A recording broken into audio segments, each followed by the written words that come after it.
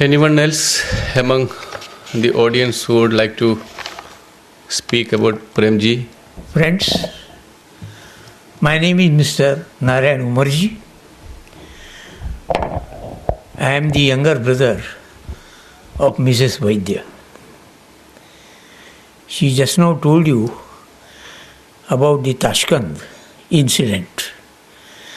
I remember he told me that before Shastriji landed at Tashkent, General Ayub Khan came earlier, half an hour or so, and the entire aerodrome was decorated with Indian, Russian and Pakistani flags.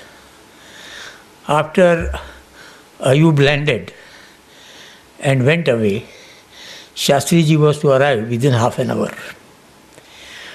So all the Pakistani flags were taken down and Indian flags were raised for welcoming Shastriji. It so happened that where Mr. Prem Vaidya was standing, the national flag, Indian national flag, would not go above half-mast.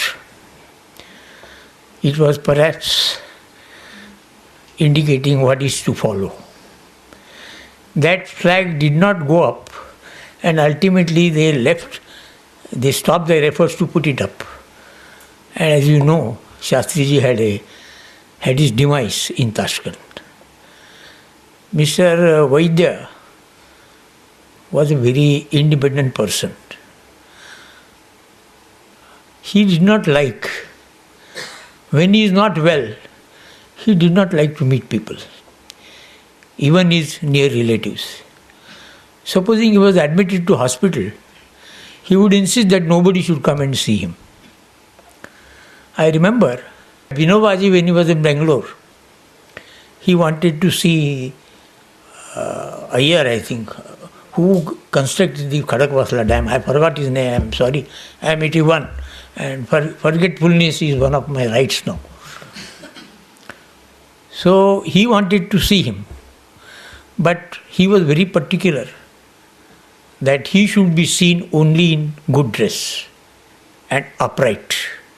He would not see people if he is not in a good position.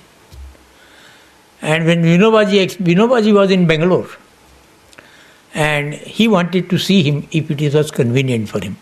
It is Vishweshwara, Mokshagundam Vishweshwaraya, I think. Vishweshwaraya he wanted to see Vishweshwaraya. And Vishweshwaraya would see persons only if he is in good condition, properly dressed. And that day he had retired. And then Vinobaji came. And Vinobaji expressed a desire to see him. His PA, Vishweshwaraya's PA, saw him, asked Mr. Vishweshwaraya if he would see him. He said, no, sorry, I cannot see him because I am not in a good position. And so Vinobaji had to return without seeing Vishweshwaraya. I am telling this incident, it is just like Prem Vaidya would not see anybody when he is not in good condition. I remember when he was in Hyderabad house in the quarters, staff quarters, he had a mild heart attack. And he was admitted to Bombay hospital. And it was only on that occasion that I was with him in the hospital. And he was very much upset that I had to sleep on the floor, of course, with a mattress. I had to sleep on the floor and he was on the bed.